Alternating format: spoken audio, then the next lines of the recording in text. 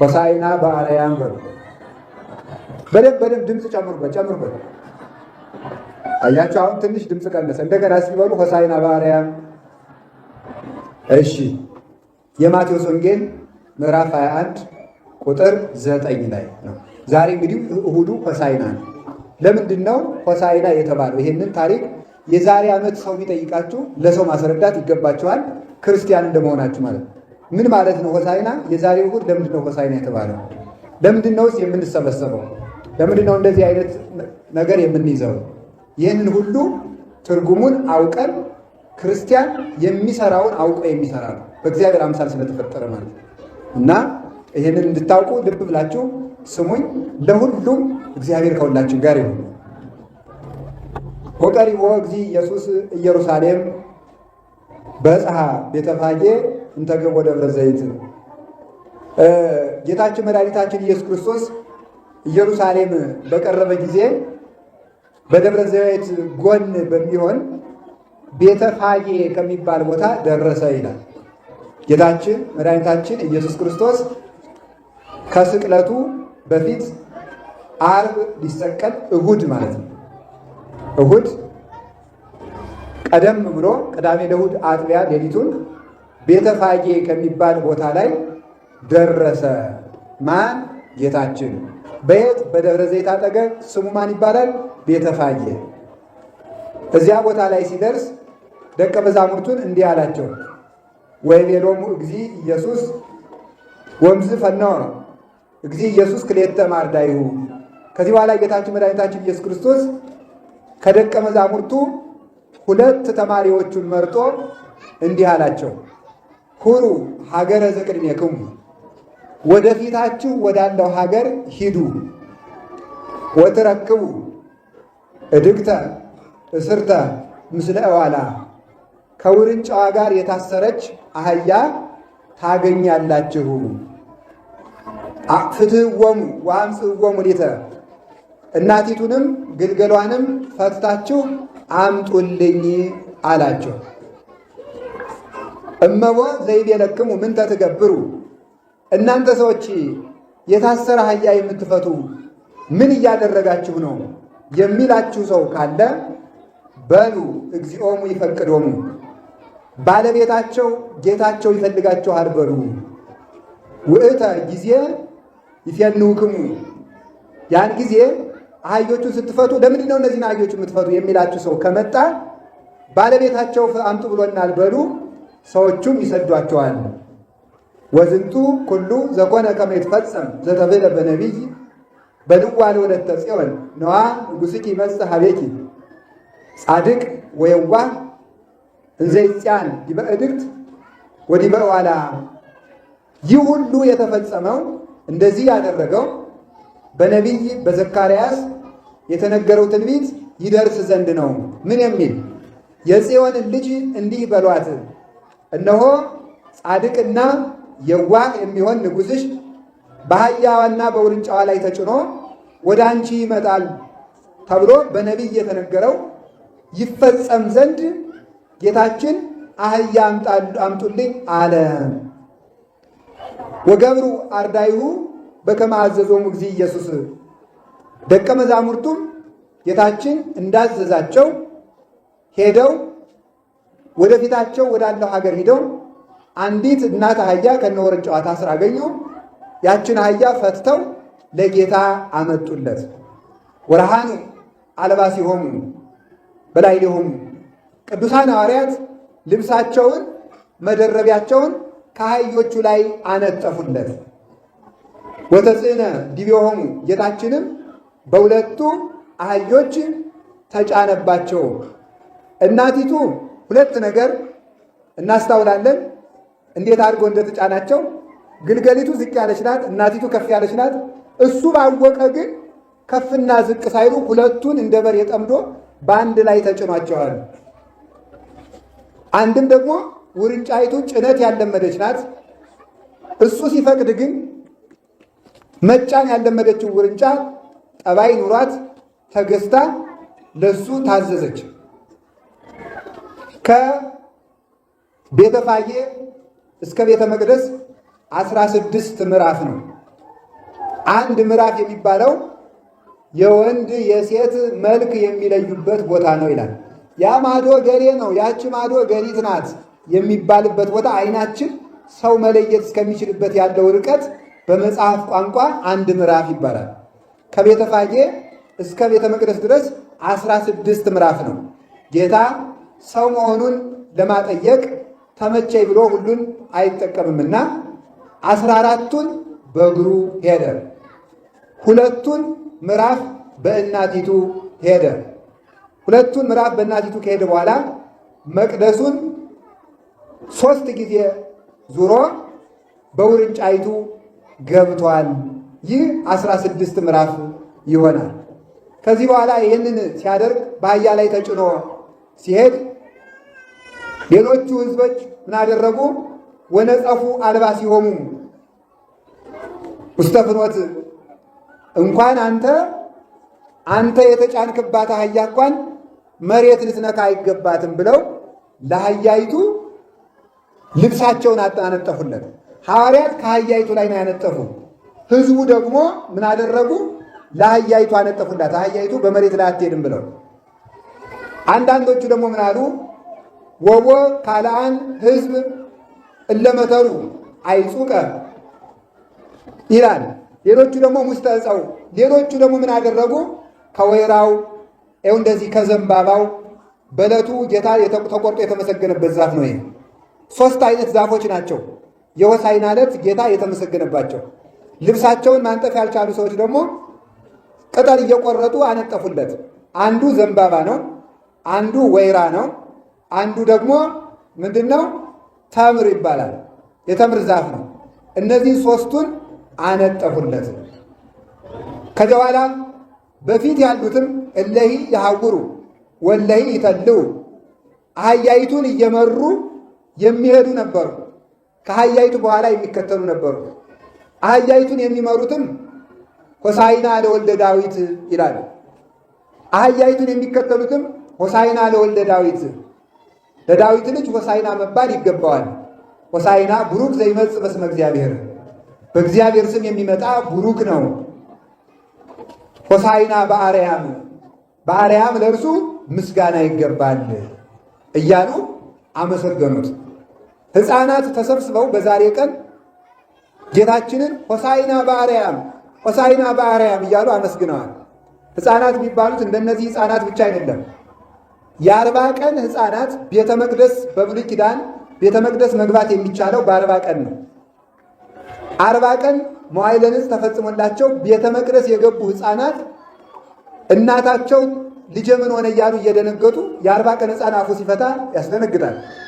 የእናቱን ጡት እናቱ ጡት ስታጎርሰው ጡቱን እየተወ ሆሳዕና በአርያም ብሏል። ዛሬ የ40 ቀን ሕፃናት የ80 ቀን ሴቶች ሕፃናት ሆሳዕና በአርያም እያሉ ፈጣሪያቸውን ለይተውት አውቀውት አመስግነውታል። ታዲያ በዚህ ጊዜ ቀናተኞች ጸሐፍት ፈሪሳውያን መጥተው እነዚህ ሰዎች የሚሉትን አሰማም እንዲህ ያሉ ምን እያሉ ነው? አሰማም? አዎ ሰምቻለሁ። እናንተስ የመጽሐፉን አልሰማችሁም? እንዲህ ያሉ ለምንድን ነው? ሆሳዕና የሚባለው ነገር ቁም ነገር ስላለው ነው። ሕዝቡ ሆሳዕና ሲል ለምንድን ነው ዝም የምትለው? ገሥጽ ጾሙ ለአርዳኢከ፣ ደቀ መዛሙርትን ገሥጻቸው፣ ሕዝቡንም ዝም በሉ፣ ሆሳዕና አትበሉኝ በላቸው አሉት። ለምንድን ነው ዝም እምላቸው? አሰማም? እንዲህ አሉት። እናንተ የመጽሐፉን አልሰማችሁም? እማፈ ደቂቅ ወሕፃናት አስተዳሎከ ስብሐተ በይንተ ጸላኢ ከመ ትንሥቶ ለጸላኢ ወለገፋኢ፣ ከሕፃናት አንደበት ምስጋናን አዘጋጀህ በይንተ ጸላኢ፣ ዲያብሎስን ደስ አይበለውም ብለህ ከመ ትንሥቶ ለጸላኢ፣ ጸላኢ ዲያብሎስን ወደ ገፋኢ፣ ገፋኢ አይሁዳዊ ትነቅለው ዘንድ ከሕፃናት አንደበት ምስጋናን አዘጋጀ ተብሎ የተነገረልኝ ፈጣሪ ነኝ እኮ አላቸው። አላወቃችሁኝም እንዴ? ፈጣሪ ነኝ አላቸው። ይህንን አማን እብለክሙ፣ እነዚህ ሕፃናት ዝም ቢሉ ይላል። ተመልከቱ፣ ድንጋዮች ያመሰግኑኛል አላቸው። እነዚህ ድንጋዮች ያመሰግኑኛል። ሕፃናትን ዝም በሉ፣ እሱ ዝም ባይል ዝም በሉ ዝም አላስቢል ይላሉና ሕፃናትን ዝም በሉ ሆሳዕና አይባልም አትበሉ ብለው ሕፃናትን ከለከሏቸው። ሲከለክሏቸው የደብረ ዘይትና የቢታንያ ድንጋዮች በሙሉ መጥተው አፍ አውጥተው ሆሳዕና በአርያም ሆሳዕና በአርያም ሆሳዕና ለወልደ ዳዊት እያሉ አመሰገኑት። እግዚአብሔር የሰው ችግር የለበትም። እግዚአብሔር የአገልጋይ ድሃ አይደለም። ዓለም ሁሉ ከቤተ መቅደስ ዙሪያውን እስካለው ሕዝብ ያለው ድረስ ሁሉ ቢጠፋ እግዚአብሔር አገልጋይ ቸግሮት አያውቅም። ድንጋዩ ቀድሶ ዛሬ አመስግኖታል። ይሄን አደረገ። በቤተ መቅደስ ያሉትን ነጋዴዎች በሙሉ ጠርጎ አስወጣ። ይሄ ታሪኩ ነው። ስለ ቃሉ የእግዚአብሔር ስሙ የተመሰገነ ይሁን። አሁን ታሪኩን መያዛችሁ ከተረጋገጠ በኋላ ትርጉሙ ይነገረናል ማለት ነው። እሺ ዛሬ ጌታ የት ደረሰ አልኳችሁ? ኢየሩሳሌም በሉ እንጂ። ከኢየሩሳሌም አጠገብ ማን የምትባል ቦታ ቢታንያ፣ ከቢታንያ አጠገብ ማን የምትባል ቤተፋጌ። ቤተፋጌ በሉ እንጂ ያዙ እንጂ ምንድን ነው? ምን አላችሁኝ? ቤተፋጌ። እዚያ ሲደርስ ከ12 ሐዋርያት ስንት ተማሪ መረጠ? በሉ ንገሩኝ። 2 ናቸው። እነዚህ በብዙ ሊቃውንት ጴጥሮስና ዮሐንስ ናቸው የሚሉም አሉ። ያዕቆብና ዮሐንስ ናቸው የሚሉ መልክት የለም። እኛ ሁሉም ይሁን 2 ተማሪ መረጠ። ምን አላቸው? ወደ ምስራቅ ሀገር ሂዱ አላቸው አይደል? ኧረ አላልኳችሁም? ያልተጻፈ ለምን ይችላል? ወደ ምስራቅ ነው ያላቸው። ምንድን ነው ያላቸው? ወደ ፊታችሁ ሀገር እስኪ በሉ። እሺ እዚያ ሄዳችሁ ምን ታገኛላችሁ አላቸው። አቤት የታሰሩ ስንት አህያ? 2። ምንና ምን አህያ ናቸው? እናትና ግልገሏ ማለት ነው። በጣም ጥሩ። ሂዳችሁ ምን አድርጉልኝ አላቸው? ፈታችሁ አምጡልኝ። ሰው አትፍቱ ሲላችሁ ምን በሉ አላቸው? ጌታቸው ይፈልጋቸዋል በሉ አላቸው። እሺ ፈተው አመጡለት። ጌታ በአህያ የተጫነ ለምንድን ነው? የነቢያት ቃል ይፈጸም ዘንድ። ያው አልሰማችሁኝ ማለት መስማቱን ሰምታችኋል። ቀጥሎ ያለውን አድነው። ስለዚህ ይህንን ያደረገበት በነቢይ በአህያ ተጭኖ ይመጣል ንጉሥሽ ኢየሩሳሌም ተብሎ ስለተጻፈ ማን ጽፎ? ዘካርያስ። አምጥተው አህዮቹን ሐዋርያት በአህዮቹ ላይ ምን አደረጉለት? ኧረ መልሱ እናንተ ሰዎች። ታሪኩን ካላዛችሁት ቁጭ ነው። ትርጓሜዋን አልናገርም። እሺ ምን አደረጉለት? ልብስ አለበሱለት። እሺ በጣም ጥሩ። ሌሎቹ ሰዎች ደግሞ ምን አደረጉለት? የት ላይ ያነጠፉለት? ሐዋርያት ምን ላይ ነው ያነጠፉት? ሌላው ሰው ደግሞ እንደናንተ ምዕመናን ማለት ነው። ምዕመኑ ደግሞ የታነጠፈለት መሬት ላይ ያነጠፉለት። እሺ ሌሎች ሰዎች ደግሞ ምን አደረጉ? ዘንባባ ቆርጠው አነጠፉለት። ያላቸውን ዘንባባ። የተቆረጠለት ዛፍ ስንት አይነት ነው? ምን ምን ናቸው? ዘንባባ፣ ወይራ፣ ተምር። እሺ በጣም ጥሩ ነው፣ ይዛችሁታል። ከዚያ እነዚህ ተነጠፉለት። አሁን የሚከተሉት ሰዎች አህያይቱን እየተከተሉ ምን ይሉ ነበር? በሉ በሉ በሉ እናቶች ሁላችሁ ሆሳዕና ለወልደ ዳዊት በሉ እንጂ ሆሳዕና በአርያም በሉ። ፊት ለፊት ያሉትስ ምን ይላሉ? በሉ ጨምሩ ጨምሩ። ሆሳዕና ለወልደ ዳዊት፣ ሆሳዕና በአርያም እንደዚህ ይሉ ነበረ። ሰዎች መጥተው ጸሐፍት ፈሪሳውያን ምን አሉት? ዝም አሰኝ አሉት። እሱ ምን አላቸው? በመጽሐፍ ያለውን አልሰማችሁምን አላቸው። እዚያ ሕፃናት አመሰገኑት። ሕፃናትን ዝም ቢያሰኟቸው ድንጋዮች መጥተው አመሰገኑት ማለት ነው። ስለ ቃሉ እግዚአብሔር ስሙ የተመሰገነ ነው። አሁን እንግዲህ ትርጉሙን ያዙ። ጌታችን መድኃኒታችን ኢየሱስ ክርስቶስ ቤተፋጌ ደረሰ። ቢታንያ የድሃ መንደር ነው። ቤተፋጌ ማለት ፋጌ የሚባል ሰው ነበረበት እዚያ አጠገብ። 2 ትርጉም ነው ያለው። አንደኛ የተመሳቀለ ጎዳና ማለት ነው። አህዮቹን ሊያስመጣ ሲል ጌታ ቢታንያ ቤተፋጌ ከሚባል ቦታ ላይ ቆሞ ነው ያዘዘ። ለምን ሲባል ተሰቅዬ እናንተን ከሞት ማሰሪያ የምፈታበት ጊዜ ደረሰ ማለት ነው። ከተመሳቀለ ጎዳና ላይ ሆኖ ነው ወደ አህዮቹ የላካቸው። ሁለተኛ ቤተፋጌ ማለት ነው። ፋጌ የሚባለው ሰው ከንፈሩ ፋግ ያለ ሰው ነበር ይላሉ ሊቃውንት።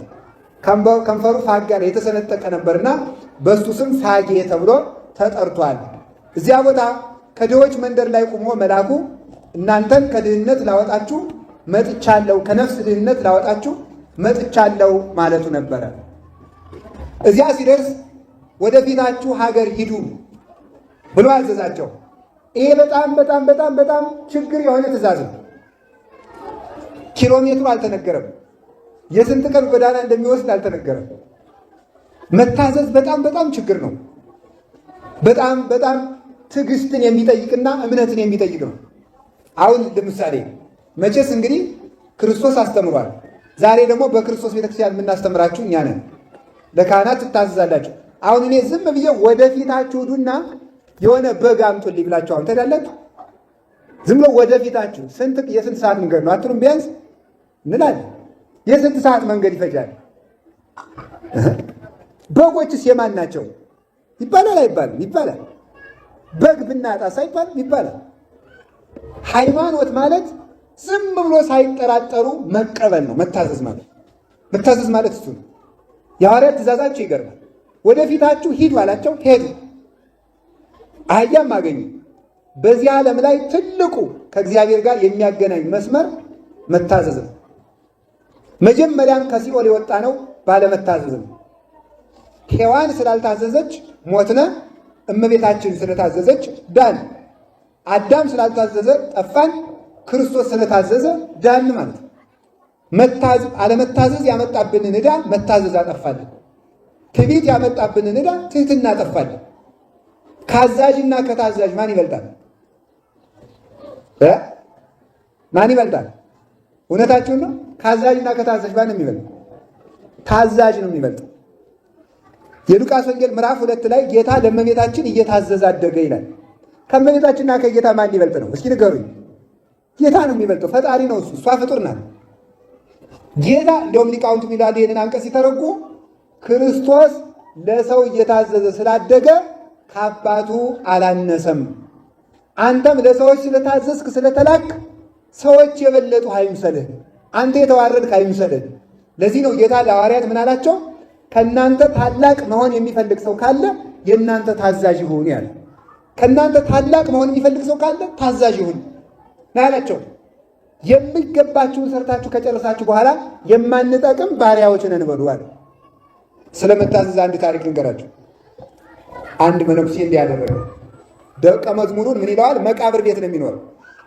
ከእነሱ መቃብር ቤት አጠገብ ራቅ ብሎ ከሌላ መቃብር ቤት አንድ ክፉ አውሬ አለ፣ ያየውን ሁሉ የሚበላ እና በልቶ በግ ገሎ ከብት ገሎ በልቶ ስጋ ተርፎታል። ይህንን መነኩሴው በራያይና ደቀ መዝሙሩ ምን ይለዋል? ሂድና ከዚያ የአውሬ ካተረፈው ስጋ አምጣልኛል። እንዴ ቢበላኝ ሳለው አምጣ ብያለሁ። እሺ ብሎ ሄደ። ሌላ የሚብስ ነገር ልንገራቸው። አውሬው ሰው አይቷይ ነው። ሂድ አምጣልኛል። የበቃ ባይታዊ ነው መነኩሴ።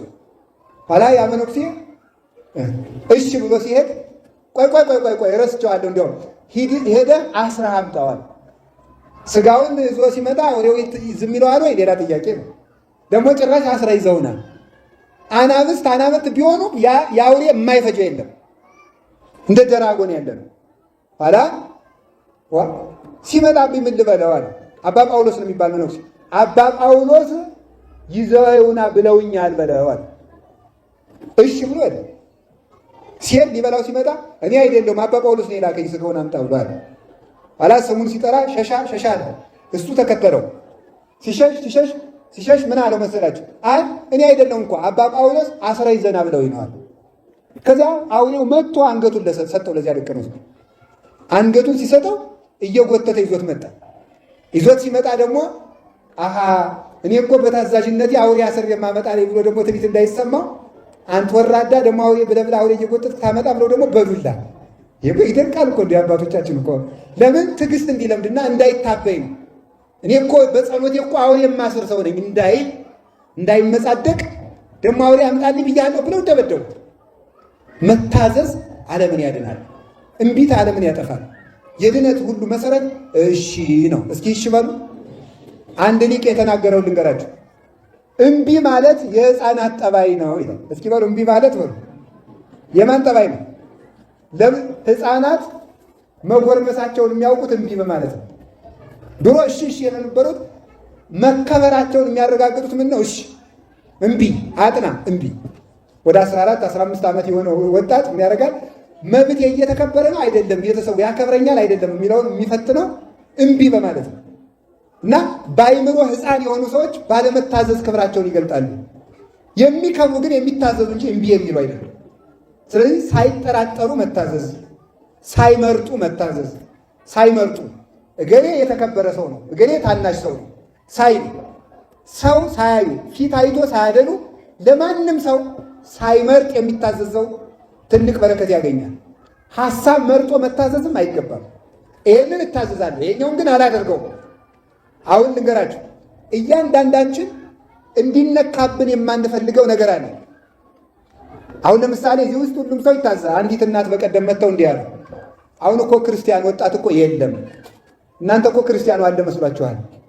ለምን ሲባል የጥምቀት መጥቶ ያነጥፋል፣ ያስተባብራል። ወደዚያ ወደ ገብርኤል አካባቢ ያሉ እናት ናቸውና መጥተው ወጣቱን ምን አለ ብታስተምሩት፣ ጠፋ እኮ ድንጋይ ተሸከም ሲሚንቶ ተሸከም ስትሉት ሲመጣላችሁ ጊዜ ሄዶ እኮ በጫት ያለቀ ትውልድ ነው፣ ሄዶ በስካር ያለቀ ነው፣ በዘፈን ያለቀ ነው። እዚህ መጥቶ ድንጋይ ስለተሸከመላችሁና የልማት ቀን መጥቶ ስላስተባበረ ክርስቲያን አለ አይምሰላችሁ ብለው ይናገራሉ። ይሄ ምን ማለት ነው? መርጦ መታዘዝ። ድንጋይ ተሸከሙ። አሁን ለዚህ ቤተክርስቲያን ኑ አቅዱ ብል ትታዛላችሁ። አስተካክሉ፣ አትስከሩ፣ አነጋገራችሁ፣ አለባበሳችሁ፣ ጠጉር አቆራረጣችሁ ይስተካከል ብል ግን የለም። ስለዚህ የማትታዘዙት አለ፣ የምትታዙት አለ። ሐሳብ መርጣችሁ ነው የምትታዘዙት ማለት ቀንም መርጣችሁ ነው። አሁን ይሄ ሁልጊዜ በሳምንት እሑድ እሑድ እንደዚህ ያለ ሰው ይመጣል ይሄን ያልሰዋል የለም። በብልጣብልጥነት ልትጸድቁ ማለት ነው። በብልጣብልጥነት ዛሬ የመፈቻ ቀን ስለሆነች እንደምንም ብላችሁ መጣችሁ። እግዚአብሔር ይደለላል፣ እግዚአብሔር ይጨበረበራል፣ እግዚአብሔር ጉቦኛ ነው። ዓመት አንድ ቀን መጣችሁ፣ አዎ የሆሳዕና ዕለት ስለመጣው የይፍቱ ዕለት ተፈትቻለሁ እንዲህ ተብሎ ገነቱ ሊወረስ አይገኝም። አዛኝም ሁልጊዜ እሑድ መምጣት አለባችሁ። አየናችሁ እኮ ብልጥነት ነው ይሄ በእውነቱ ማለት ይሄ ደግነትም አይደለም ብልሃትም አይደለም፣ የሞኝ ብስለት ነው የሚባለው። ስለዚህ መርጠን ለምን ነው የምታዘዘው? ከዓመት አንድ ቀን ልትመጡ፣ በሳምንት ቁጭ እዚህ ቅዳሴ እየተቀደሰ ወንጌል እየተሰበከ አስፋልት ላይ ቁጭ ብሎ ከጓደኛ ጋር ወሬ። ስለዚህ ሳንመርጥ በእምነት እንድንታዘዝ አምላክ ቅዱሳን ይርዳል። ሐዋርያት ሳይንጎራጎሩ ታዘዙ፣ በመታዘዛቸው ተጠቀሙ። ብዙ አባቶች የተጠቀሙ በመታዘዝ ነው። እኛ ብናዛችሁ የእግዚአብሔርን ሕግ ሻሩ እስካላናችሁ ድረስ መታዘዝ አለባችሁ። ይህንን አታርጉ ከተባለ ማድረግ ነው። እናንተ እኛን ከሰማችሁን፣ እኛም እናንተን ከሰማናችሁ የሚሰማ ዳኛ እግዚአብሔር ይሰጣል። አሁን ቤተ ክርስቲያን አልሰማና አልከበር ያለች እኛ እግዚአብሔርን ስለማንሰማ ነው። ሳንታዘዝ ማን ይሰማናል? ማን ይፈርድልናል? በፍጹም አይገኝም። ስለዚህ መታዘዝ መልካም ነው። አባ ዮሐንስ ሐጺር ምን አደረገ? አባ ባይሞን ባይታዊ የገዳሙ አበምኔት ምን አለው? የግማሽ ቀን መንገድ ወሰደና ምን አደረገው? የግማሽ ቀን መንገድ ወስዶ በትሩን ተክሎ ደረቁን መቋሚያ ተክሎ ልጄ በል እንግዲህ የግማሽ ቀን ውሃ መንገድ ውሃ እያመላለስ አጠጥተ ይችን ለፍሬ ያብቃታል። የግማሽ ቀን መንገድ ተመላልሶ ማለት እንግዲህ በቀትር ደግሞ አንደኛ ስር ያለው ዛፍም በሆነ ውሃውን ግማሽ ቀን እየተሸከመ አባ ባይሞን ቅጠል አውጭ ብለውሻል እያለ አባ ባይሞን ቅጠል አውጭ ብለውሻል አንቺ በትር እያለ ያጠጣታል። ከዚያ በኋላ ለመለመች፣ አፈራች፣ ትልቅ ዛፍ ሆነች። አባ ባይሞን ቢሄድ አፍርታለች። ደወል ደውለው የገዳሙን ደወል ደውሎ አባ ባይሞን መነኮሳትን በሙሉ ሰብስቦ ከዚያ ከደረቀው እንጨት ከተፈራው ፍሬ አምጥቶ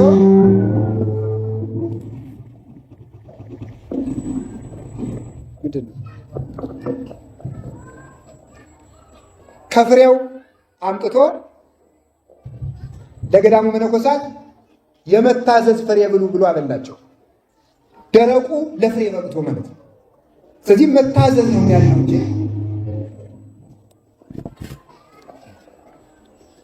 የሚያድነው መታዘዝ ነው። ብዙ አባቶቻችን የተጠቀሙት በዚህ ነው። በመታዘዛቸው እንዳይመኩ ደግሞ መልሶ ይደበድቧቸዋል። መጨረሻ ላይ ትዕግስቱን አይቶ ከኔ ቀጥሎ አበምኔት የሚሆን ዮሐንስ ሐጺር ነው ብሎ ተካው። በሀገራችን የተደረገ አንድ ታሪክ ሊጨምርላችሁና ወደ ዕለቱ ልሄድ። በዚህ በጎንደር የነበረ አንድ ንጉሥ ለዋልድባ ገዳም 100 ጠገራ ብር ይልክላቸዋል። 100 ጠገራ ብር 100 ጠገራ ብሩን ተቀብለው አባቶች እግዚአብሔር ይስጥልን አሉና አቡነ ዘበሰማያት ለንጉሱ ሲጸልዩ እንዲህ ያሉ ጸልዩ።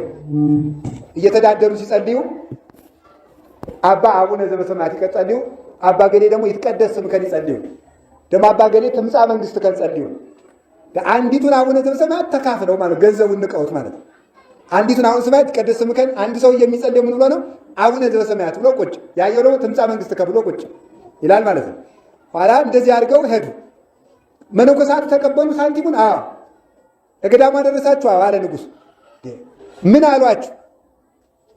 ጸሎት አድርገውልናል። ምን ጸሎት ጸልዩ? አንዲቱን አቡነ ዘበሰማያት ተካፍለው ጸልዩልናል። ምን አይነት ደፋሮች ናቸው! እንደ ሲሆን 150 ዳዊት በጸልዩልኝ ደግሞ ቢያንስ አንዳንድ አቡነ ዘበሰማያት አንሶኝ ነው ተካፍለው የሚጸልዩልኝ ብሎ ተቆጥቶ የገዳሙን መነኮሳት አስራቸው አምጡልኝ ብሎ ላከ። አስራቸው አምጡልኝ ብሎ ሲልክ ትልልቅ አባቶች አይኛ ለዚህ አንሄድም ብለው ጀማሪውን መነኩሴ ሰደዷቸው። ሂዱና እምነታችሁን መስክራችሁ ኑ በገዳሙ ስም ብለው ሰደዷቸው። ንጉሱ ይገለናል ሳይሉ በመታዘዛቸው ጀማሪዎቹ መነኮሳት ወደ ንጉሱ መጡና ምን አደረጉ? እናንተ ገንዘብ ደርሷችኋል? አዎ። ከደረሳችሁ ታዲያ ምን ጸልያላችሁ? አንድ አቡነ ዘበሰማያት ተካፍለው። በአሁን አንዳንድ አንሶኝ ነው እንዴት እንዲህ ትደፍሩኛላችሁ? ይመዘን አሉ። ይመዘን። ምክንያቱም የአባቶችን ትእዛዝ አክብረው ስለመጡ ማለት ነው። ጀማሪዎች ናቸው። ይመዘን። እሺ አሉና ሚዛን መጣ። 100 ጠገራ ብር በአንድ ሚዛን ተቀመጠ። ከዚያ ምን አሉ? አቡነ ዘበሰማያት ይትቀደስ ስምከ ትምጻእ መንግሥትከ ወይኩን ፈቃድከ ብለው ተካፍለው አንዲቱን አቡነ ዘበሰማያት ጸለዩ ብለው ባዶውን ሚዛን እፍ ሲሉት የእነሱ ትንፋሽ ሚዛኑ መዘነ። አንድ አቡነ ዘበሰማያት ለዚህ ገንዘብ ሲበዛበት ነው ብለው መታዘዛቸው ነው ጸሎቱ እንዲመዝን ያደረገው። አቡነ ዘበሰማያቱንማ ንጉሱም ይደግመዋል እኮ። እሺ ባዮች ስለሆኑ የእነሱ አቡነ ዘበሰማያት ከጠገራው ብር ይልቅ ሚዛን ደፋ። ደስ ብሏቸው ታምር አደረግን እያሉ ሲመለሱ የገዳሙ መነኮሳት ተቀብለው ምን ብላችሁ መጣችሁ? ታምር አድርገን እኮ በትንፋሻችን ሚዛኑን አውርደነው መጣን አሏቸው። አየህ መንጋ ጨምላቃ ሁሉ ሲያዋርዱን ብለው ደግሞ እነሱንም ሰደቧቸውና አባረሯቸው ይላል። ለምን? የበቃን መነኮሳትን ብለው እንዳይመጻደቁ ይላል። ስለዚህ በሰው ፊት የሚያስከብር በነገስታት ፊት ሞገስ የሚሆን አራዊትን የሚያስገዛ አጋንንትን የሚያንቀጠቅጥ አክብሩኝ ማለት ሳይሆን ማክበር ነው። ማዘዝ ሳይሆን መታዘዝ ነው። ሰዎችን ማመስገን እንጂ ራስን ማመስገን አይደለም። ነጊር ይወድስከ ዋኮ አፉከ ይላል ሰሎሞን። ባይል ያመስግንህ እንጂ አንተ ራስህን አታመስግን። ባይል ያመስግን ማለት ሌላ ሰው አንድም ከዚህ ዓለም ልዩ የሆነ እግዚአብሔር ያመስግንህ።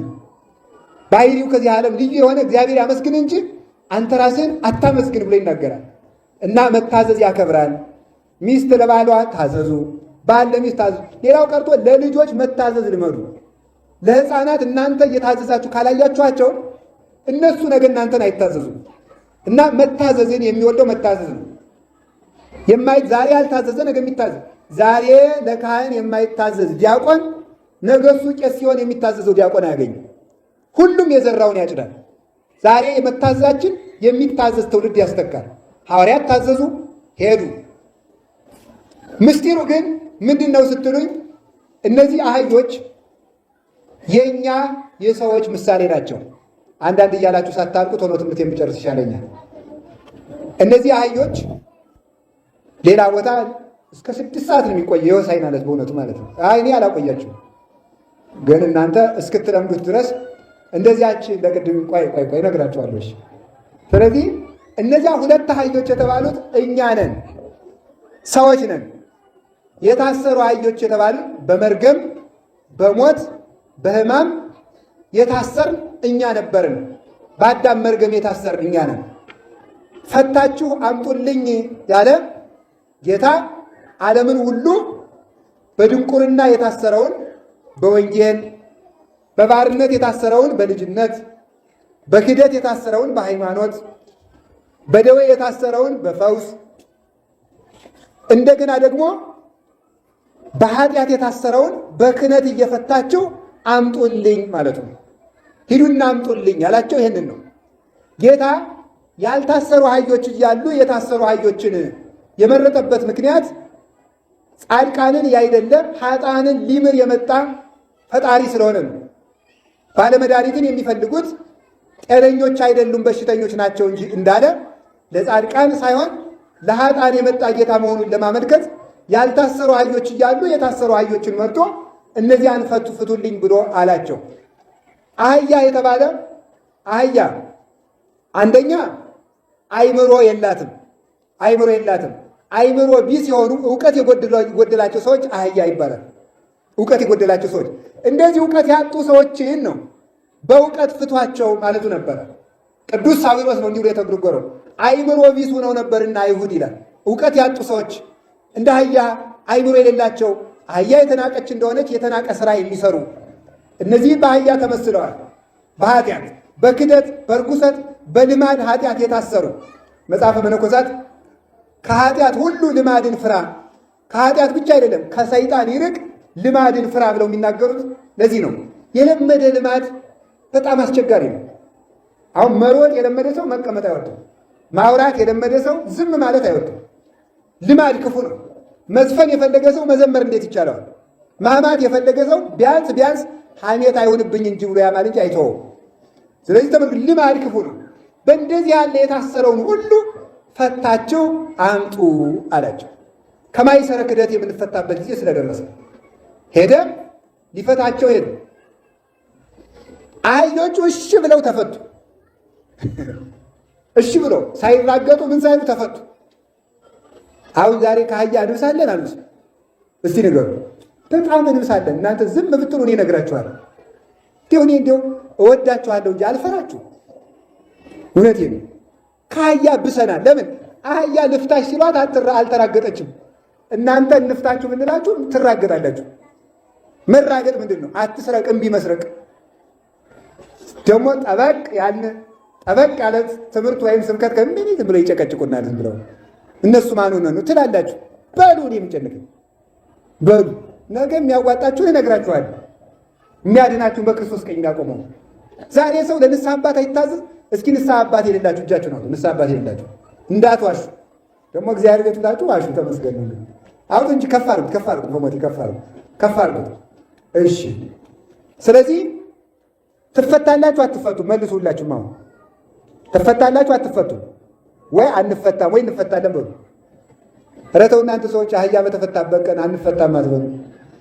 እንፈታለን በሉ። ትፈታላችሁ አትፈቱ? ታዲያ እንግዲህ የምትፈቱ ከሆነ ንስሐ አባት ካልይዛችሁ በምንድን ነው የምትፈቱ? ገመድ መሰላችሁ? ኃጢአት እኮ ነው። ንስሐ አባት ከሌላችሁ በምንድን ነው የምትፈቱት? ስለዚህ እንዳትያዙ፣ ንስሐ አባት የላችሁም። ኃጢአታችሁን እንዳትታዘዙ፣ እንዳትጠየቁ ንስሐ አባት አትይዙ። ስትወልዱ ግን የማማ ንስሐ አባት አለ፣ የአባባ ንስሐ አባት አለ። በውክልና መጽደቅ የለም። ወኩሉ ጾሮ ይጸውር። ሰው ሁሉ የየራሱን ሸክም ነው የሚሸከም። ማን በማንም አመት አገብ ምድር ማይጸንታ ዋመይታ ድህን ወለታ። ምድር አደራዋን በመለሰች ጊዜ መሬት እናት እንኳን ልጇን አታድንም ይላል። እናት እንኳን ልጇን ከእናት የበለጠ ሩሩህ የለም። ከእናት የበለጠ አዛኝ የለም። እናት እንኳን ክርስቶስ ሲመጣ አታድንም። ሁሉም ሰው የየራሱ ሸክም ይሸከማል። ሰው ውሃ መቀዝቀዙን እሳት ማቃጠሉን ከለየበት ጊዜ ጀምሮ ንስሐ አባት ያስፈልገዋል። 7 ዓመት ከሞላ በኋላ ሰው ያለ ንስሐ አባት አይኖርም። ስለዚህ ይኸውላችሁ እግዚአብሔር ያሳያችሁ፣ ክርስቶስ ያመልክታችሁ። አሜን በሉ። ማመልከቻ እያቀረብኩ እኮ ነው። ድሮ ቢሮ ፍርድ ቤት ተብሎ እንዲህ ነበር የሚለው ባለ እግዚአብሔር ያሳያችሁ፣ ክርስቶስ ያመልክታችሁ። አሜን በሉ። ለእናንተ ነው ማመልከቻ እየጻፍኩላችሁ ነው። አህያ በተፈታችበት ዘመን ሰው አልፈታም። በጣም ነው የሚገርመው። ኧረ ተው ተፈቱ፣ ተው ተናዘዙ፣ ተው ንስሐ ግቡ። ስለዚህ ተናዘዙ፣ ልማዳችንን እንቁረጥ። እንጦንስ የተናገረውን ልንገራችሁ። ሰው ማለት የሚታረም ማለት ነው ይላል። እንዲሁ በሞት የበሉ ሁላችሁም ሰው ማለት በሉ። ምን ማለት ነው? ሰው ማለት የሚታረም ነው። ሰው ማለት የሚታረም ነው እንጂ ከዚያ ውጭ ከእንስሳት ምንም ብልጫ የለውም። ምንም ብልጫ የለውም። መናገር ከሆነ የበለዓም አህያም የተናገረችበት ቀን አለ። በተአምር መነጋገር አይደለም። ሰውን ሰው ያሰኘው ታርሞ ለዘላለም ቤቱ መኖሩ ነው። የማይታረም ሰው ከእንስሳ ይብሳል። ስለዚህ ልማዳችን መፈታት አለበት። ድንቁርናችን በእውቀት መፈታት አለበት። ኃጢአታችን በንስሐ መፈታት አለበት። ከዛሬ ጀምሮ ያለ ንስሐ አባት መኖር ይብቃችሁ። እግዚአብሔር በቃ ይበለን። አህዮቹን የፈታ አምላክ እኛንም ከሁላችን ተብትቦ ከያዘን ጉዳችን ሁሉ እግዚአብሔር ይፍታል። ሁላችንም ተብትቦ የያዘን ብዙ ሰንሰለት አለ። እግዚአብሔር ያን ሁሉ ይበጥስልን። ኋላ ፈተው አመጡ። አህዮቹን ለምን ትፈታላችሁ ሲላችሁ ጌታቸው ይፈልጋቸዋል። አያችሁ፣ ጌታቸው ይፈልጋቸዋል። ይህ በጣም እኔ የሚደንቀኝ ቃል ነው። ይፈልጋቸዋል ለምን ማለት ነው? ጌታቸው ይፈልጋቸዋል። እኛ ባለቤት ያለን ሰዎች ነን። ባለቤት ያለን ሰዎች ነን። ምን ማለት ይመስላችኋል? የሚያስብልን አካል አለ። ታስረንም ያስብልናል እግዚአብሔር። ዝሙት እንዳሰረን፣ ኃጢአት እንዳሰረን፣ ክፋት እንዳሰረንም እንኳን እግዚአብሔር ለእኛ ማሰቡን አያውቀውም። ውለን የምንገባው ተኝተን የምንነሳው በዚህ ምክንያት ነው። እግዚአብሔር ይፈልጋቸዋል። ሁላችሁም እግዚአብሔር እኔን ይፈልገኛል ማለት አለባችሁ። አይፈልገኝም ያለ ሰው ኃጢአት አይተርፈውም። እግዚአብሔር ይፈልገኛል ያለ ሰው ግን መስተካከል ይችላል። ከዚህ ውስጥ ነፍስ የገደለ ቢሆን፣ ጠንቋይ ቢሆን፣ ዘማዊ ቢሆን፣ የፈለገ እጁን በደም ነክሮ የሚኖር ሰው ቢሆን እግዚአብሔር የማይፈልገው ሰው በምድር ላይ አይገኝም። ሁሉንም እግዚአብሔር ይፈልገዋል። ለእግዚአብሔር መጥቶ የማይጠቅም ሰው የለም። እግዚአብሔር የማይወደው ሰው የለም። በምንም አይነት ኃጢአት ቢኖር ኃጢአቱ እንደ አለላ ቀይ ብትሆን እግዚአብሔር እንደ ባዘቶ ነጭ አድርጎ ይቀበለዋል። ወርቅን ከጭቃ ውስጥ አውጥቶ ወልውሎ ለዘውድ እንደሚያበቁት በኃጢአት ጭቃ የነበርነውን እግዚአብሔር ለክብር ማብቃት ያውቅበታል። እኔ አልረባም፣ እኔ አልጠቅምም፣ የሲኦል መዝጊያ ነኝ ብሎ ማሰብ ሰይጣናዊነት ነው። እግዚአብሔር የማይወደው ሰው የለም። ሳንፈልገው የፈለገን መድኃኒዓለም ስሙ የተመሰገነ ይሁን። ጌታቸው ይፈልጋቸዋል በሉ። ይፈልጋቸዋል ስትሉ ይተዋቸዋል ማለት ያ አህዮቹን ያሰራቸው ሌባ መሆኑ በዚህ ይታወቃል። ለምን? ባለቤት አይደለም ማለት ነው። ባለቤቱ ይፈልጋቸዋል ሲባል ዝም ካለ እሱ ሌባ ነው ማለት ነው። ያ ሌባ አህዮቹ የኒቆዲሞስ አህዮች ናቸው ይላሉ አባቶቻችን። ግን ከሱ ሰርቆ ያሰረ ሰው ነበረ። ያ ሰው ሌባ ነው፣ አንድም ወንበዴ ነው። ሌባ የተባለ ማን ነው? ሰይጣን ነው። ወንበዴ የተባለ ማን ነው? ሰይጣን ነው። ሌባ ሲያዩት ይሰርቃል፣ ሳያዩት ይሰርቃል። ሲያዩት ደህና ሰነበታችሁ ይላል፣ ልጠይቃችሁ መጥቼ ይላል። ወንበዴ ግን ቢያዩትም ባያዩትም ይሰርቃል። ቢያዩትም ባያዩትም ቀምቶ ይወስዳል። ዲያብሎስ ሌባም ነው ወንበዴም ነው። ሌባም ነው ወንበዴም ነው። ሌብነቱ አስመስሎ ጸጋችንን ይገፋል። ወንበዴነቱ ደግሞ ባላውያን ነገስታት፣ ባላውያን መኳንን፣ ሃይማኖት በሌላቸው ነገስታት እያደረ ህዝብ ይጨርሳል። ሲሳካለት በስብከት በተሳሳተ ትምህርት፣ ሳይሳካለት በሰይፍ እያደረገ ክርስቲያኖች ተጨንቀው ሃይማኖታቸውን እንዲክዱ ያደርጋል። ያ ወንበዴ ዲያብሎስ ነው። ከዚያ ወንበዴ እንዲፈቱ እግዚአብሔር ስልጣን የሰጣቸው ለአባቶቻችን ለሐዋርያትና ለካህናት ነው። አህዮቹ እናት አህያና ውርንጫ አህያ ናት። እናት አህያ የተባለች አይሁድ ናቸው። እናቲቱ መጫን ለምዳለች፣ አይሁድም ህግ ለምደዋል። ውርንጫ አህያ የተባለ ደግሞ ህግ ያለመደ ሰው ነው። እስቲ ህግ ያለመደ በሉ በሉ እንጂ መጫን ያለመደ ወጣቱ አሁን የሚለውን ሰምታችኋል። አስቀድስ እንዲህ አድርግ ሲባል እኔ ይቅርታ አድርጉልኝ እንጂ ጭንቅ አልችልም ይላል። እኔ ጭንቅ አልችልም፣ እኔ እንደዚህ አይነት ነገር አይመቸኝም ይላል። እኔ በቃ እንደዚህ አይነት የጨነቀ ነገር አልፈልግም።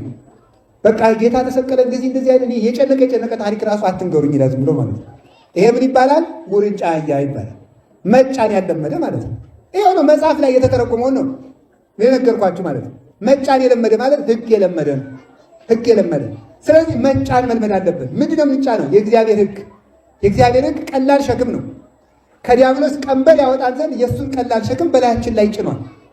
ለህግ መታዘዝ፣ 16ቱን ህግጋት አክብሮ መኖር፣ አፈንጋጭ አለመሆን፣ ጭንቅ ስትመጣ ወዲያ ወዲህ አለ ማለት ነው። ይሄ ነው አሁን ሰው ንስሐ አባት ራሱ ሲይዝ መርጦ ነው ያጠናል። ራሱ አባ ገሌ ቀላል ናቸው አሉ፣ ደስ ይላሉ፣ አያጋንኑም፣ ቀለል አድርገው ነው የሚሰጡ ብሏል ማለት ነው። ይሄ መጫን ያለመደው ማለት ነው። ቄስ ገሌ ግን ያስጨንቃሉ፣ 150 ስግደት ይሰጣሉ። ይሄ ማን ይዘልቀዋል? አቅቶኛል ማለት ነው የሚሻለው። ችግር የለም የሚል ሰው ችግሩ ሲጠላቸዋል ይነግራቸዋል። ችግር የለም የሚል ንስሐ አባት እየፈለጋችሁ የምትይዙ ከሆነ ችግር ውስጥ እንዳትወድቁ ህግ መልመድ ይገባል። ስለዚህ ያንን ነው ያልተጫነችው አህያ የተባለች በዚህ ምክንያት ነው እላችኋለሁ። አንድም እናት አህያ የተባሉ አይሁድ፣ ውርንጫ የተባሉ አሕዛብ ሕግ አልለመዱምና፣ መጸለይ አልለመዱምና፣ መጾም አልለመዱምና፣ መስገድ አልለመዱምና፣ ማስቀደስ አልለመዱምና ያልለመዱ ናቸው። ስለዚህ የእግዚአብሔርን ሕግ ከቤተ መቅደሱ ሆኖ መልመድ ይገባል። ክፉ ቀን ቢመጣ እንኳን ከክፉ ቀን መዳን የምንችለው ስንለምደው ነው። ሁሉም ይለመዳል። እነዚህን አህዮች ጌታ በሁለቱም አደረባቸው። ማለት ሕግ ያልለመደ ሰው በኃጢአት የኖረ ሰውም ሲመጣ ሕግ እንደለመደ ሰው እኩል ያድርበታል፣ በረከቱን ያሳድርበታል።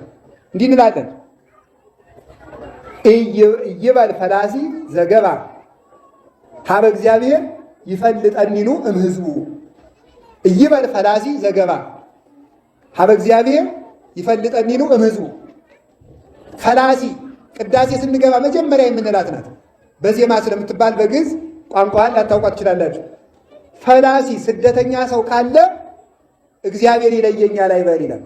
ፈላሲ ማለት ማለት ነው ከኃጢአት ተሰዶ ከጣዖት ተሰዶ የመጣ ሰው ካለ እግዚአብሔር እኔ ኃጢአተኛ የነበርኩ ሰው ነኝና እኔን ይቀበለኝ ይሆን ከቅዱሳን ይለየኝ ይሆን አይበል። እግዚአብሔር ከቅዱሳን ጋር ይጨምረዋል፣ አይጠራጠር። ሳይጠራጠር ያስቀድስ ይቁም።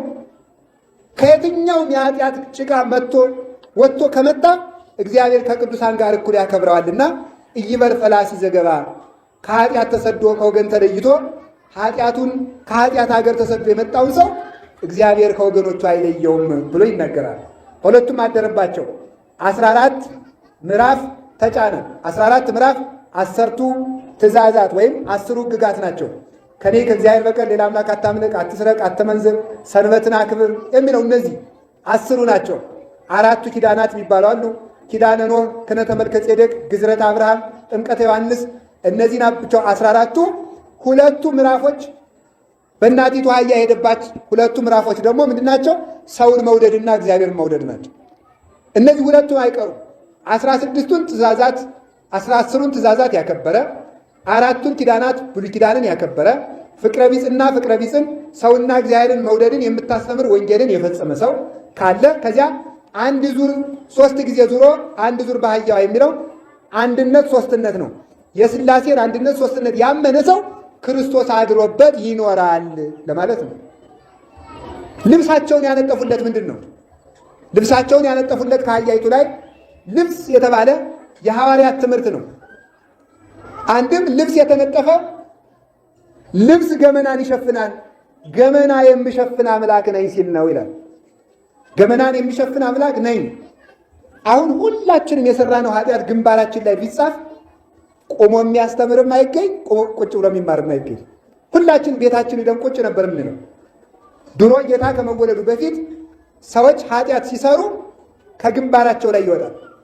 በሻሽ ሲሸፍኑት ከሻሹ ላይ ይወጣል። ቤት ውስጥ ሲገቡ ከግንቡ ላይ ይወጣ ነበረ። አሁን ግን መድኃኔዓለም ክብር ምስጋና ይግባውና ሰው ሆኖ ኃጢአት በሰው መሃል ተገልጦ እንዳያዋርደን ገመናችንን ሸፈነልን። ገመናችሁን የሚሸፍን አምላክ ነኝ ሲል ልብስ ተነጠፈለት። ልብስ ይመቻል። የምትመች ሕግ ሰራውላችሁ። አንድም ይቆረቁራል። ለሥጋ የሚቆረቁር ለነፍስ የሚመች ሕግ ሰራውላችሁ ለማለት። አህያይቱ ምዕመናንን ሲወክል በአህያይቱ ላይ የተነጠፈው ልብስ የሐዋርያት ትምህርት፣ የሐዋርያት ክህነት፣ የሐዋርያት ሥርዓት፣ የሐዋርያት መሥዋዕትና የሐዋርያት ሰማዕትነትና ሕይወት ነው። ይህንን የተከተለ ሰው ይድናል። ክርስቶስ ከአህያይቱ ላይ የወጣ ልብስ ከተነጠፈባት በኋላ ነው። ከክርስቲያን ጋር ክርስቶስ የሚኖረው የሐዋርያትን ትምህርት ከተማረ፣ የሐዋርያትን ሃይማኖት ካመነ፣ የሐዋርያትን ጥምቀት ከተጠመቀ፣ በሐዋርያት ክህነት ከተፈታ፣ የሐዋርያትን መሥዋዕት ተቀብሎ ሥጋውን ደሙን ከተቀበለ፣ በሐዋርያት ሥርዓት ከጸና፣ በሐዋርያት ሕይወት ከኖረ ክርስቶስ ያድርበታል። ይህንን ስናጠይቅ ምናለን? ወነአምን በአሐቲ ቅድስት ቤተ ክርስቲያን እንተ ላዕለ ኩሉ ጉባኤ ዘሐዋርያት፣ ሐዋርያት በሰበሰቧት በአንዲት ቤተ ክርስቲያን እናምናለን። ኦርቶዶክስ ተዋሕዶ ከሌሎቹ በክርስቶስ ስም ከተመሰረቱ ድርጅቶች ይልቅ ልዩና ቅድስት ቤተ ክርስቲያን ናት ብለን የምናምናት የእኛ ስለሆነች በደጋፊነት ተነስተን ሳይሆን የሐዋርያት መሰረት ስላላት ነው። የሐዋርያት ክህነት አላት፣ የሐዋርያት መሥዋዕት አላት፣ ሥጋው ደግሞ የሐዋርያት ወንጌል ይሰበካል፣ የሐዋርያት ሥርዓትም አላት። ሁሉ በሥርዓት ነው። ኦርቶዶክስ ውስጥ የምንወለድ በሥርዓት ነው። እናቶቻችን አባቶቻችን በሥርዓት ተጋብተው በተክሊል እምናድግ በስርዓት ነው። በ40 ቀን በ80 ቀን ተወልደን የዛሬውን ልጅ እንተውና አንድ ሕፃን ሲያድግ መጽሐፈ ሰሎሞን፣ መጽሐፈ ሲራክ፣ መዝሙረ ዳዊት እየተማረ ነው የሚያድግ። ስርዓተ ቤተክርስቲያን እየተነገረው ነው የሚያድግ። በስርዓት እናድጋለን። በስርዓት ያገባል የምታገቡት። በስርዓት እንመነኩሳለን። በስርዓት ክህነት እንቀበላለን። በስርዓት እንፈታለን። በስርዓት እንቀበራለን። በስርዓት እንሞታለን። የኦርቶዶክስ ተዋሕዶ እንኳን ልደታችን ሞታችን እንኳን ስርዓት ያለውን በስርዓት እንነሳለን። የሐዋርያትን ስርዓት ያዙ። የሐዋርያትን ሃይማኖት ያዙ። በሐዋርያት ክህነት ተመሩ። የሐዋርያትን ትምህርት ተማሩ። የሐዋርያትን ሃይማኖት እመኑ። የሐዋርያትን ቁርባን ቁረቡ እና ክርስቶስ ከእናንተ ጋር ይሆናል ለማለት ልብስ ተነጠፈበት። አሁን ክርስቲያን መሆናችን ይሄ ነው ልኩ። እስቲ ጨርቅ የሐዋርያት ልብስ በሉ። የተለጠፈባት ምንድን አህያ በሉ። አዎ ምን ማለት ነው? የሐዋርያት ልብስ ማለት አሁን የዘረዘርኳቸውን ክርስቲያን የሚባለው አሁን የዘረዘርኳቸውን የሐዋርያትን የያዘ ነው። የሐዋርያት ሃይማኖት በሉ፣ የሐዋርያት ጥምቀት፣ የሐዋርያት ቁርባን፣ የሐዋርያት ክህነት፣ የሐዋርያት ስርዓት፣ የሐዋርያት ስርዓት ሕይወት፣ የሐዋርያት ሕይወት በሉ። እንዲህ ያለ ሰው ክርስቲያን መመዘኛው ይሄ ነው። በዚህ ስርዓት የሚኖር ሰው ክርስቲያን ነው። በዚህ ሰው ክርስቶስ አብሮት ይኖራል። በዚህ ሰው ላይ ሰይጣን የማደር እድል ፈንታ የለውም። ለምን? ተፈቷላ። ተፈቷልና ወንበዴው በዚህ ሰው ላይ የኔ ነው ማለት አይችልም። ሌባ ነው። የሐዋርያት ልብስ ያልተነጠፈባት አህያ ግን የክርስቶስ አይደለችም። ይሄ የሌለው ክርስቲያን ክርስቲያን አይባልም። ከዚያስ እታች ደግሞ ልብ ብላችሁ ስሙ፣ እየጨረስን ነው። ልብሳቸውን ደግሞ አነጠፉለት ምዕመናን። እነዚህ ደግሞ የሐዋርያት ተከታዮች ያስተማሩት ትምህርት ነው። የሐዋርያት ተከታዮች ያስተማሩት ትምህርት ሐዋርያውያን አበው ይባላሉ። ተላውያን አሰረ ፍኖቶሙ ለሐዋርያት፣ ተላውያን አሰረ ፍኖቶሙ ለሐዋርያት ይባላሉ። የሐዋርያትን መንገድ የተከተሉ ደግሞ ከነሱ የተቀበሉ ሊቃውንት። የክርስትና ሃይማኖት እንደ ሰንሰለት ነው የሚባለው ለዚህ ነው። እንደ ሰንሰለትና እንደ እናት ጡት ነው የሚባለው። የእናት ጡት የመጀመሪያው ልጅ ባደገበት ጡት የመጨረሻው ልጅ ያድግበታል። የመጀመሪያ ልጆች ሐዋርያት ናቸው። የመጨረሻ ልጅ በዚህ ዘመን ያለ ነው። ሳይለወጥ ያን ሰንሰለት ጠብቆ መምጣት አለበት። የዛሬው ሌላ የትናንት ነው። እናት 10 ልጅ ብትሆን 10 ልጅ ከደረቷ አታወጣም። በዚያው ጡቷ ነው ሁሉ ልጆቿን የምታሳድግ። ለቤተ ክርስቲያን በየዘመኑ የሚበቅል ጡት የላትም። 2 ጡት ነው ያላት፣ ብሉይ ኪዳን፣ አዲስ ኪዳን። ትናንትናዎቹ የጠባሁትን ነው የምንጠባ። ሰው ሆኖ የአሳማ ጡት እየጠባ የሚያድጋለን። ሰው ሁሉ የአንበሳ ጡት የሚጠባ አይደለም። ሰው ሆኖ በአህያ ጡት የሚያድግልን። ሰው ከሆነ የእናቱን ጡት ነው የሚጠባ። ኦርቶዶክስ ከሆነ የኦርቶዶክስን ጡት ጠብተን ነው የምናድገው። ስለዚህ ቅዱሳን ሐዋርያት ያስተማሩት ትምህርት ምን ተባለ? ልብስ ተባለ። በሉ ልብስ በሉ። ደግሞ ታች ያሉት ደግሞ የእነሱ ተከታዮች ያስተማሩት ከአባቶቻችን ኅብረት አያውጣን እግዚአብሔር። ከአባቶቻችን ኅብረት አያውጣን።